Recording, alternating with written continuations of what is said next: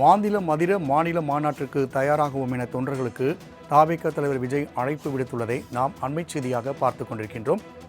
கூடுதல் விவரங்களை செய்தியாளர் ராஜேஷ் வழங்க கேட்கலாம். ராஜேஷ், வரும் 21ஆம் தேதி தாவேகாவின் மாநில மாநாடு 2வது நடைபெற உள்ளது. இது குறித்தாக தொண்டர்களுக்கு அவர் எழுதியுள்ள கடிதத்தில் என்ன குறிப்பிடப்பட்டுள்ளது? கூடுதல் விவரங்களை பதிவு செய்யலாம்.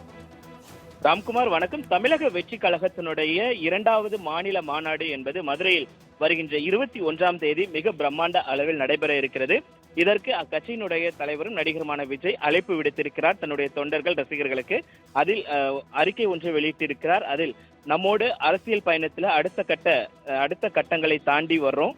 இடையில எத்தனை சவால்கள், நெருக்கடிகள் வந்தாலும் எல்லாத்தையும் மக்கள் சக்தியோட, அதாவது உங்கள் ஆதரவால, கடவுளோட அருளால கடந்து வந்துகிட்டே இருக்கும். வர்ற 2026 சட்டமன்ற தேர்தலுக்கு நாமும் முழுவீச்சுல தயாராகிட்டே வர்றோம். இந்த சூழல்ல நம்மோட 2வது மாநில மாநாட்டு ஆகஸ்ட் 21ஆம் தேதி வியாழக்கிழமை மதுரை பாரபத்தியில் நாம நடத்த இருக்கிறது. உங்க எல்லாருக்கும் தெரிஞ்சதுதான்.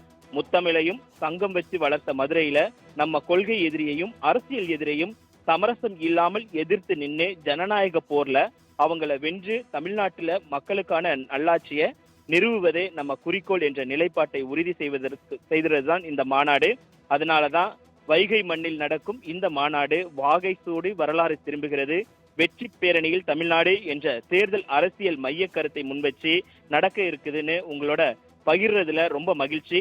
மாநில அதிர மாநாட்டிற்கு தயாராகவும், மாற்று சக்தி நாம் என்றும் முதன்மை சக்தி நாம் என்பதை உலகிற்கு மீண்டும் உணர்த்துவோம். நல்லதே நடக்கும், வெற்றி நிச்சயம் என்று தோழமையுடன் விஜய் அவருடைய ரசிகர்களுக்கும் மற்றும் தொண்டர்களுக்கு கடிதம் எழுதியிருக்கிறார். ராம்குமார்.